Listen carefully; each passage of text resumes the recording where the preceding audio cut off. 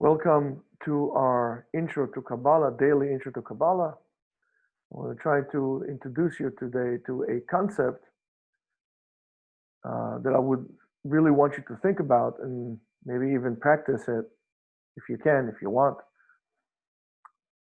It might be short, but yet there is a lot of thinking to do on the matter. We know and we always heard that we have to be on a constant action, doing things in this world and so on, because this world that we at, it's called Olam HaAsiyah, the world of doing. And that's why we always have to be doing something. And that is true. That is correct. But that's not the only truth. What do I mean by that? We all know, and you don't need to be a big, scientist to figure out, or an observer to figure out that we are not in the greatest of all times altogether to begin with. And the question is, how do things become bad? Why all of a sudden a certain country becomes bad? What is the dynamics behind those things? And I will tell you the following. Imagine this like that. Imagine we enter, let's say, let's say Sam and Zalman enter a room. Okay? Two people enter a room. Is that room really exists? Or the room does not exist? So most people said, what's the matter with you, Rabbi? You didn't have your coffee this morning? You're talking nonsense. I mean, you just said they entered the room. Of course they entered the room. So then I'm going to ask you, wait a minute, what is that room? And you tell me, oh, the room is the walls. Rabbi, I have a good doctor. Maybe you should go see someone. So wait, it's okay. Don't worry. Everything is fine. And I'm going to tell you like this. I come in, or you come in, with your own experience, with your own feeling, with your own notions, with your own whatever. And the other person, let's say Zalman, comes in with his own emotions and his own feelings and his own package. And together we come in, and therefore we create that room. That room was nothing before we came in. It was a non-entity. And because we came in with all the things that we did, and we had experience with let's call it this way, we come in with our own individual energy fields, and together we merged it into that energy field that's called the room. And I'll show you and I'll tell you that things become what we make them to be. What does it mean? Is the United States, or the land that is that land mass that we call North America, we call the United States, holier or less or not as holy as, let's say, for example, the Temple Mount in Jerusalem? And of course, all of you would say, well, of course, Jerusalem is holier. The Temple Mount is the holier.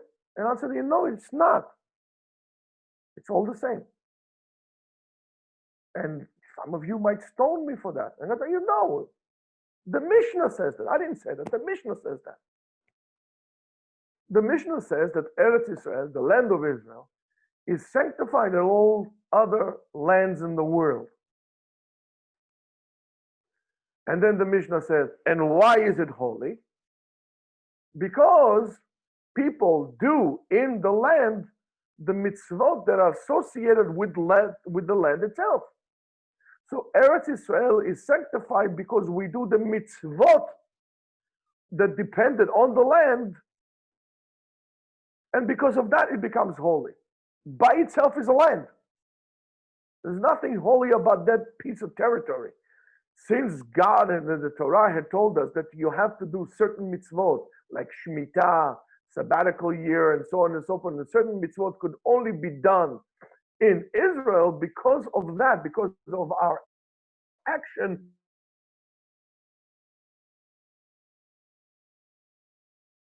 And we need to understand it's a very important concept. And we say, again, I said that we need to understand this concept and we need to, the Zoom freezes a little bit, so maybe there's some breakage there. Again, I'll say the land itself is not holy, it's just because our actions make it holy. Things are not holy. For example, is a cow holy? Yeah, you might say holy cow. Okay, but is a cow by itself holy? No, a cow is not holy. But look at what it's doing now. I'm taking, let's say the animal was killed. I'm taking the skin of the animal.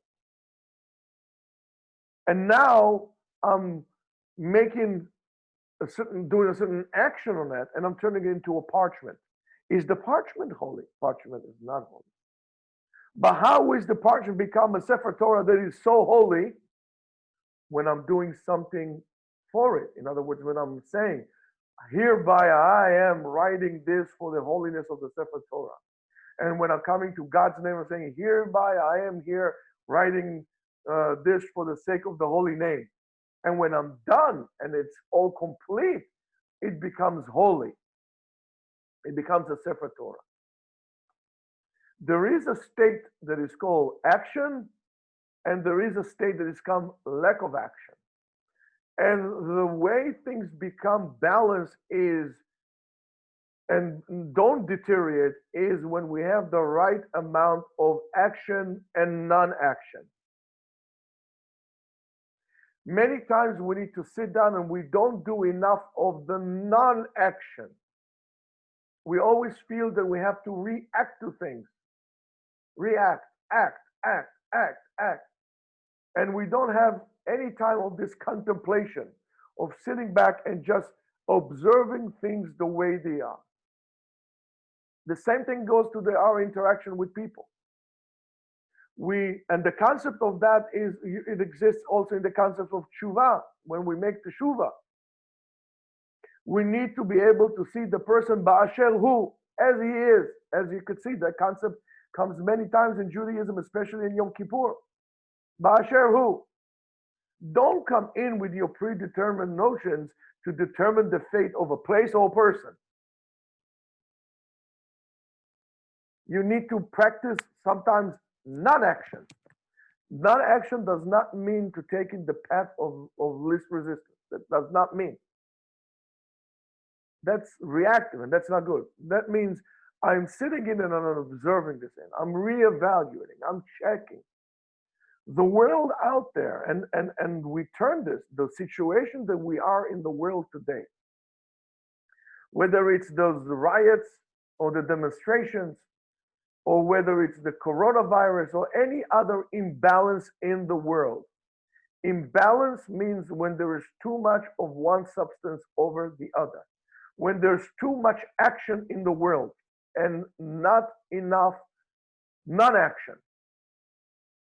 Then we come to a situation of that. When there is, and we come to a stage in which Kabbalah is called Shvirat HaKeilim.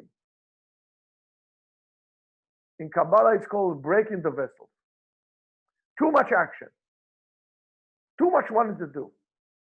Not thinking, not coming in and taking a time off and actually contemplating to see where I'm going. And Chazal tells us, know where you came from, where you're going. But first of all, you have to know where you came from. You have to contemplate, where am I going? I need to think. Don't just walk and says, all right, how did I get here? Knowing how means to think about beforehand. And the way life goes on for us is horrific. And why is that? You were born, so they give you 2 years, 3 years of grace. After that, they sign you up to some kind of playgroup. After that, you go to kindergarten. After that, you go to pre-1A or pre-K or whatever the heck you call it. Then you're going, you have to go. It's time, go, right away, go. Go where? Going to elementary school. Elementary school, going 8 years, elementary school. Then I'm going to high school. Straight from that, boom, into high school. Finish in high school, boom, into college, finish college.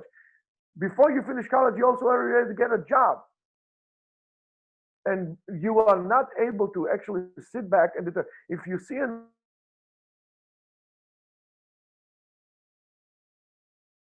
and they just paint it like this, boom, boom, boom, boom, a stage.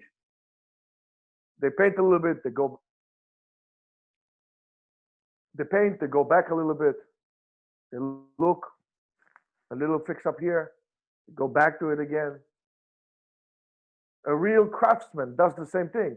He doesn't take a piece of wood and just knock it down and right away creates a table. He observes it, examines it, takes a step back. That stepping back is as important as the action itself. Non-action is as important as action. How am I supposed to evaluate if I'm always moving? Take time. Take some time. Take it easy. It's not being lazy. It's being wise. In order to be able to fill in, as we said, that the sferot fill in from one to another, the cascading down. In order to be able to cascade down, to go from one stage to another stage, you need to fill it up first of all. And when we are not filled up and there's nowhere to go, and it's always, what will happen is going to be an overwhelming of the system. It's going to be a burst. And what we experience in the world now is a burst. Yes, the media and so on and so forth do not help it. They continue more and more and more listening every single day. Every 10 minutes give us 10 minutes, we'll give you the world. How about you disconnect from it for 10 months and then tell me what you want? And that's exactly how the Yetzer Hara works. Always, always, always trying to create this imbalance internally inside of you. Here comes Shabbat, and Shabbat tells you, wait, it's Shabbat. And that is a very important concept. That's why HaKadosh Baruch Hu, when he created the world was not created A to Z in one burst. Even God, that can do everything he wants. He's so capable that we can't even understand how capable God is. Created the world in stages. He went from the basic until he created the top, which is men. He didn't create men first and then created the animals and the birds and so on and so forth in a certain order.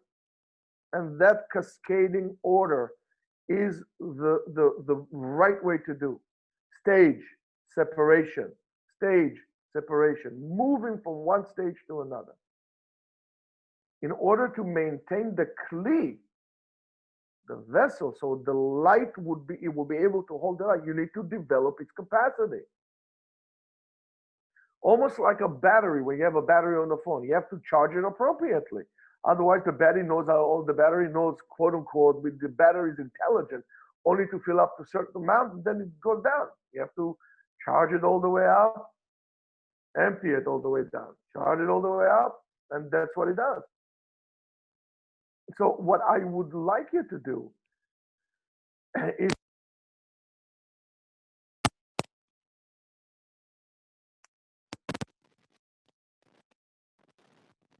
what I want you to be engaged is in a little bit of non-action.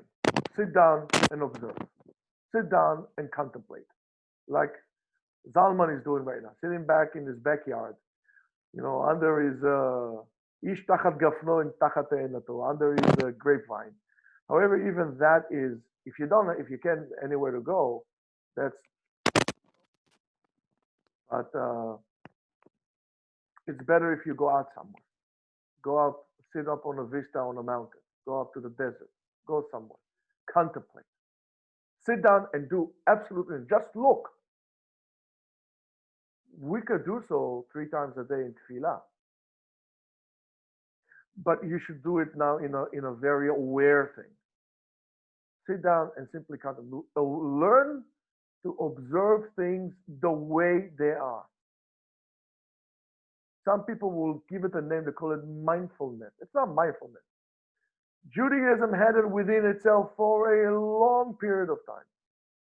The problem is that even the words of Chazal, the words of our sages, you come in with a baggage beforehand, trying to fit it to what you know, not letting those words saturate into you.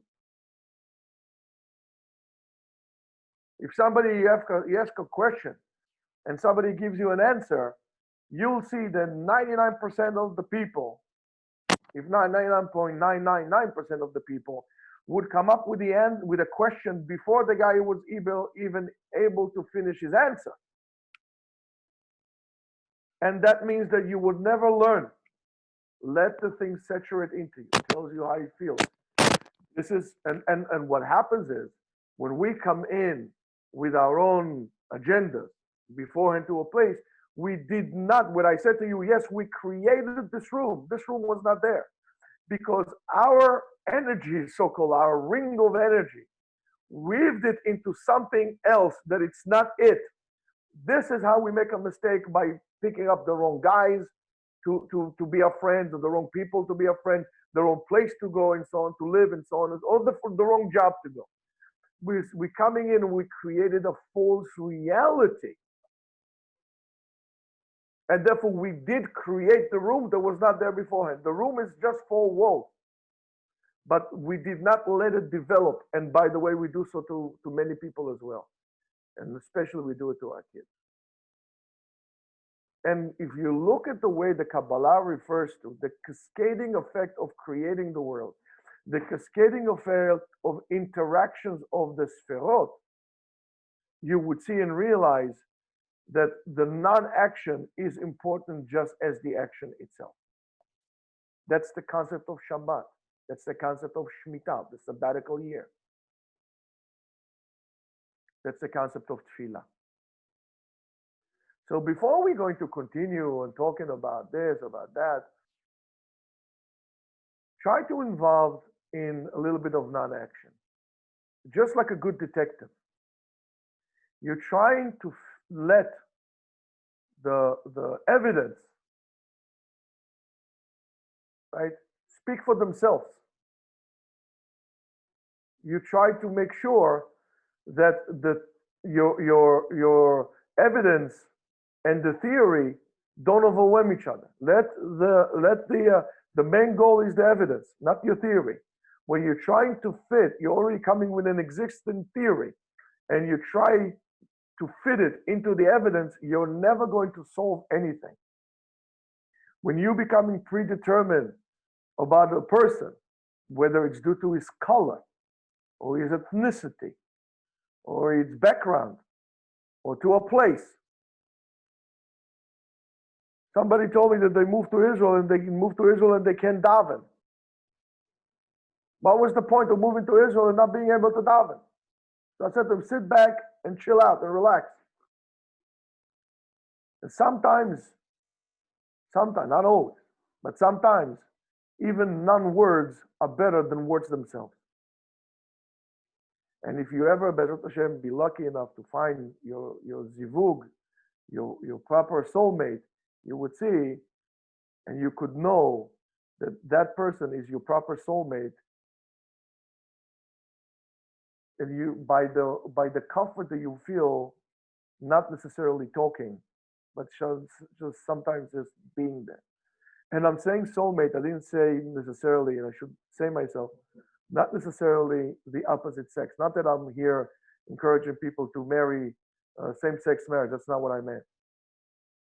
Sometimes your soulmate could also be a friend, the people that are part of your neshama, because people around you usually are remnants of this big neshama that was supposed to put together. There is a reason why the people are around you.